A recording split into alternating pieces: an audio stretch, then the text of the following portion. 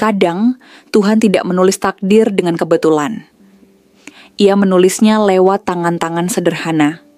Di pagi lembab kota Shenzhen, ketika kabut belum sepenuhnya sirna, Lina Zhao, CEO muda yang tenggelam dalam ambisi, tiba-tiba jatuh tak sadarkan diri di dalam mobil. Raffi, seorang TKI muda asal Jawa, panik, namun hatinya tenang. Dengan ilmu totok saraf warisan ayahnya, ia menekan lembut dada sang majikan, seolah memanggil kembali napas yang sempat pergi. Dan siapa sangka, sentuhan itu bukan hanya membangunkan tubuh, tapi juga membuka mata hati. Disitulah, di antara detak napas yang kembali dan tatapan pertama yang penuh kebingungan, takdir mulai menulis kisah mereka berdua. Suara klakson dari jalanan belakang tak menggoyahkan Raffi sedikit pun. Ia membuka pintu belakang mobil dengan tangan gemetar. Udara lembab pagi langsung menyeruak, membawa aroma aspal basah dan daun kamper dari trotoar. Di hadapannya, Lina Zhao terkulai miring. Matanya tertutup rapat, wajahnya kehilangan warna. "Miss Lina," panggil Raffi panik. Nadanya pecah di udara. Tak ada jawaban. Dunia mendadak hening, seolah semua kebisingan kota tertelan waktu. Ia mencoba mengguncang bahu majikannya, tapi tubuh itu hanya tergerak lemah, tanpa reaksi. Dalam dadanya, jantung Raffi berdetak cepat, namun pikirannya justru perlahan menjadi jernih. Seperti ketika seseorang terdesak, tapi hatinya memilih mendengar bisikan yang paling halus, ingatan masa kecil. Bayangan ayahnya muncul di benak, lelaki tua berwajah teduh di tepi sawah, yang dulu sering menekan dada pasien sambil berkata pelan, "Ini titik napas, Vi. Kalau orang kehilangan tenang, tekan di sini. Tapi jangan keras. Harus pakai rasa." Bukan tenaga. Raffi menarik napas dalam, berlutut di samping Lina, lalu membuka kancing atas jasnya dengan penuh hormat. "Maafkan saya, Nona," bisiknya lirih. Ia menempatkan 2 jari di tengah dada, di antara tulang sternum. Tekan, lepas, tekan lagi. Gerakannya lembut tapi terukur. Ia bukan tabib, hanya anak petani yang belajar menyentuh dengan hati. Namun di balik keyakinan sederhana itu, ada keajaiban yang sedang menunggu. Beberapa detik terasa seperti seabad. Hembusan napas Raffi mulai teratur, seolah ia mengirimkan ritme hidup ke tubuh yang diam di hadapannya. Jalanan masih ramai, tapi di dalam mobil hitam itu, waktu berhenti sepenuhnya. Lalu sesuatu terjadi. Dada Lina naik sedikit, kemudian turun. Sebuah helaan napas panjang terdengar, samar tapi nyata. Raffi menatap wajahnya dengan takjub. "Ayo, Nona, buka mata," bisiknya penuh doa. Dan saat itu, kelopak mata Lina bergetar pelan. Cahaya pagi menembus kaca jendela, memantul di iris matanya yang mulai terbuka. Ia menatap Raffi dengan pandangan kosong, antara bingung dan takut. "Aku, di mana ini?" Suaranya serak, seperti baru lahir kembali dari kegelapan. Raffi menelan ludah, mencoba menenangkan dirinya sendiri sebelum menjawab. "Anda pingsan, Miss. Tapi sekarang sudah sadar. Tolong jangan bergerak dulu." Ia mengatur napas, lalu memandang keluar jendela, memastikan situasi aman. Lina masih terdiam. Matanya kini menatap tangan Raffi yang masih menggenggam ujung selendangnya. "Apa yang kau lakukan tadi?" tanyanya pelan. Raffi menunduk cepat, merasa canggung. "Totok saraf, Nona. Ilmu urut dari ayah saya di kampung. Tidak berbahaya, hanya untuk membantu pernapasan." Lina menatapnya lama, bukan dengan tatapan marah, tapi heran. Ada sesuatu dalam suara pemuda itu, sesuatu yang membuat jantungnya berdetak lebih pelan, seolah menenangkan badai yang selama ini ia sembunyikan. Hening melingkupi mobil itu untuk beberapa saat. Hanya terdengar deru angin dari luar, dan napas pelan 2 manusia yang baru saja bersinggungan takdir. Lina bersandar kembali, matanya masih belum sepenuhnya pulih, tapi ada rona baru di wajahnya, campuran syukur dan keanehan. "Terima kasih," ucapnya akhirnya, lirih tapi tulus. Raffi mengangguk pelan. "Saya hanya melakukan apa yang bisa, Nona." Namun di dalam hati, ia tahu bahwa sesuatu telah berubah. Bukan hanya pada Lina, tapi juga pada dirinya sendiri. Ia merasa baru saja menyentuh sesuatu yang jauh lebih dalam daripada tubuh manusia. Sebuah garis halus di antara hidup dan takdir. Dan di bawah langit Shenzhen yang perlahan cerah, dua jiwa itu tanpa sadar baru saja membuka bab pertama dari perjalanan panjang yang akan mengubah hidup mereka selamanya. Sejak pagi itu ada sesuatu yang berubah di antara mereka. Sesuatu yang tak bisa dijelaskan dengan kata-kata. Lina Zhao, yang sebelumnya selalu duduk kaku di kursi belakang dengan wajah datar dan mata tajam, kini mulai menatap Raffi setiap kali masuk mobil. Tatapan itu bukan lagi dingin atau curiga, melainkan hangat dan penuh rasa ingin tahu. "Bagaimana kamu bisa tahu cara itu?" tanyanya suatu pagi, ketika mereka berhenti di lampu merah yang sama seperti hari ia pingsan. Raffi tersenyum samar. "Dari ayah saya, Nona," katanya, "setiap orang punya titik hidup di dadanya. Kalau ditekan dengan hati, bisa menenangkan yang kehilangan arah." Lina terdiam, menatap jalan di depan, lalu berbisik lirih. "Mungkin aku memang sudah kehilangan arah." Hari-hari berikutnya terasa lebih ringan. Lina yang dulu hanya berkomunikasi, seperlunya kini mulai menyapa lebih dulu. "Pagi Raffi," katanya suatu hari sambil tersenyum tipis. Senyum yang membuat Raffi terdiam, karena itu pertama kalinya ia melihat sang CEO tersenyum, bahkan untuk hal sekecil itu. Di sela perjalanan, Lina mulai bercerita tentang masa kecilnya di Chengdu, tentang ayahnya yang meninggal muda, tentang ambisinya membuktikan diri di dunia yang keras. Raffi hanya mendengarkan, tak menyela, tak menilai. Dalam dirinya, tumbuh rasa hormat yang tak lagi sekadar hubungan majikan dan sopir. Ia mulai melihat Lina bukan sebagai wanita dingin berjas putih, tapi sebagai manusia yang juga bisa rapuh. Suatu siang, Lina memanggilnya ke ruang kerja di lantai 38 gedung perusahaannya. "Raffi," katanya, berdiri di depan jendela besar dengan pemandangan kota di bawah. "Aku ingin kau makan siang denganku. Bukan di kantin supir." Di sini, di ruanganku, Raffi hampir menolak, tapi tatapan Lina terlalu tulus untuk dibantah. Saat mereka makan bersama, suasana canggung awal perlahan mencair. "Aku selalu lupa bagaimana rasanya makan tanpa melihat jam," ujar Lina sambil memutar sendoknya. Raffi tersenyum. "Di kampung, jam berhenti waktu orang makan, Nona. Karena kalau makan terburu-buru, rezekinya ikut lari." Lina tertawa kecil. Suara yang belum pernah terdengar sebelumnya. "Kau benar," katanya. "Mungkin aku memang harus belajar berhenti sebentar." Sejak hari itu, mobil perusahaan tak lagi sekadar alat transportasi. Bagi Lina, itu menjadi tempat paling tenang di tengah hiruk-pikuk kota. Kadang ia meminta Raffi berhenti di taman kecil di tepi jalan, hanya untuk duduk di kursi panjang sambil menatap danau buatan. "Raffi," katanya suatu sore, "kau tahu, waktu aku pingsan dulu, aku sempat bermimpi. Ada seseorang menekan dadaku, lalu cahaya hangat masuk ke tubuhku. Aku pikir aku sudah mati." Raffi menunduk, suaranya pelan. "Mungkin bukan tangan saya, Nona. Mungkin Tuhan cuma lewat-lewat tangan saya." Lina terdiam menatap danau yang memantulkan langit jingga. Air matanya menitik tanpa ia sadari. Bukan karena sedih, tapi karena pertama kalinya ia merasa benar-benar hidup. Malam-malam berikutnya, Lina mulai tidur lebih nyenyak. Ia belajar dari Raffi cara pernapasan untuk menenangkan pikiran.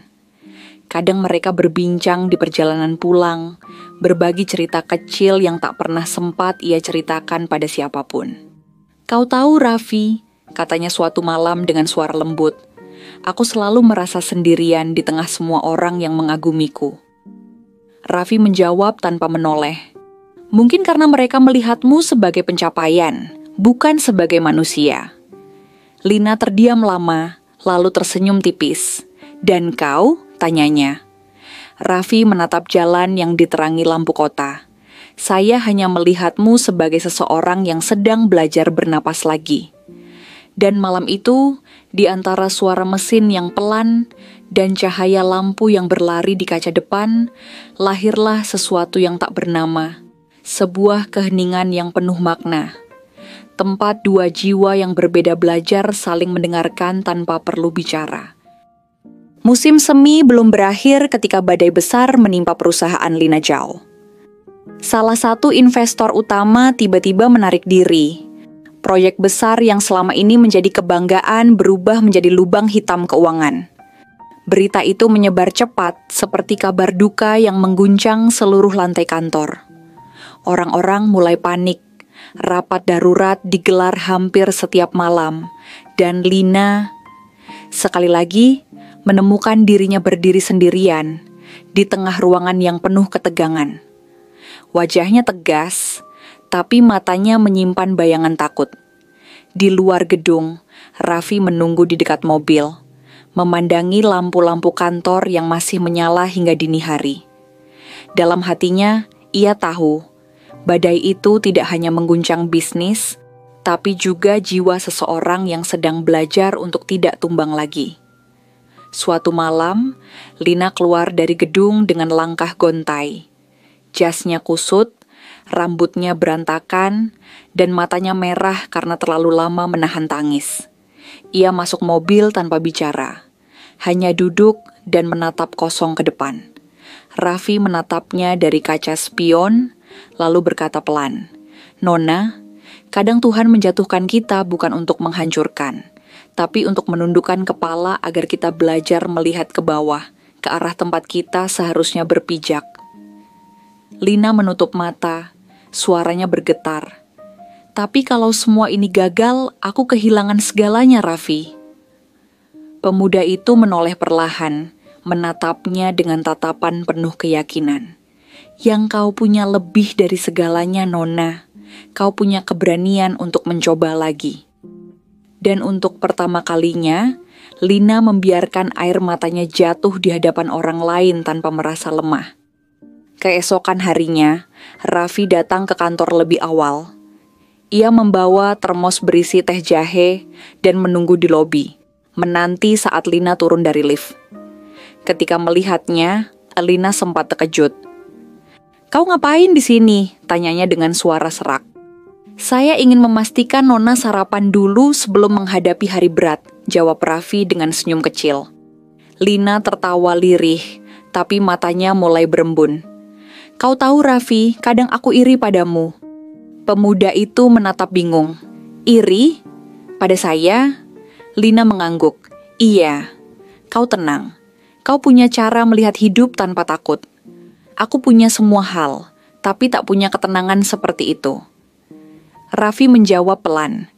"Tenang itu bukan karena hidup saya mudah, Nona, tapi karena saya percaya tidak semua yang hilang harus ditemukan lagi." Hari-hari berikutnya menjadi babak baru bagi Lina. Ia mulai menghadapi krisis dengan cara yang berbeda. Tidak lagi menekan bawahannya dengan ketakutan, tapi mengajak mereka berdiskusi dengan kejujuran. Di setiap rapat, Raffi selalu hadir di pojok ruangan, membawa teh hangat, menjadi pengingat kecil bahwa dunia masih punya sisi lembut di tengah kekacauan. Suatu kali, ketika semua orang mulai kehilangan harapan, Lina berdiri dan berkata dengan suara mantap, "Kita bisa mulai dari nol. Kadang Tuhan menghapus rencana kita karena Dia ingin menulis ulang kisah yang lebih baik." Kata-kata itu membuat ruang rapat hening. Semua mata menatapnya dengan rasa kagum baru. Bukan karena otoritasnya, tapi karena ketenangan yang terpancar dari hatinya. Malam itu, setelah semua rapat usai, Lina berdiri di balkon lantai atas gedung. Hujan gerimis turun pelan, membasahi kota yang berkilau oleh lampu neon. Raffi datang membawa payung, berdiri di sampingnya tanpa bicara. Mereka hanya memandang kota yang sama-sama mereka perjuangkan dengan cara berbeda. "Kau tahu, Vi," kata Lina perlahan, "dulu aku pikir hidup adalah tentang siapa yang paling kuat. Tapi sekarang aku tahu, yang bertahan bukan yang paling kuat, melainkan yang paling mau percaya." Raffi tersenyum, menatap ke langit yang diselimuti kabut. Dan terkadang, percaya itu artinya berhenti melawan dan mulai menerima. Lina menatapnya lama, dan untuk pertama kalinya dalam hidupnya, ia merasa damai di tengah kekalahan. 6 bulan setelah badai itu berlalu, gedung perusahaan yang dulu suram kini bersinar kembali. Proyek baru yang lebih sederhana, tapi berjiwa manusiawi mulai berjalan. Lina memutuskan untuk merombak sistem kerja, memberi ruang bagi ide-ide muda, dan mendirikan yayasan sosial untuk pelatihan pekerja migran. Dunia bisnis Shenzhen terkejut melihat perubahan besar yang dilakukan oleh wanita yang dulu dikenal sebagai The Iron Lady. Di balik semua itu, ada satu sosok yang diam-diam menjadi poros ketenangannya. Raffi, si sopir dari Kalimantan yang tak pernah berhenti tersenyum, bahkan di tengah hujan. "Raffi," ujar Lina suatu pagi di dalam mobil, "aku rasa kau bukan hanya sopirku.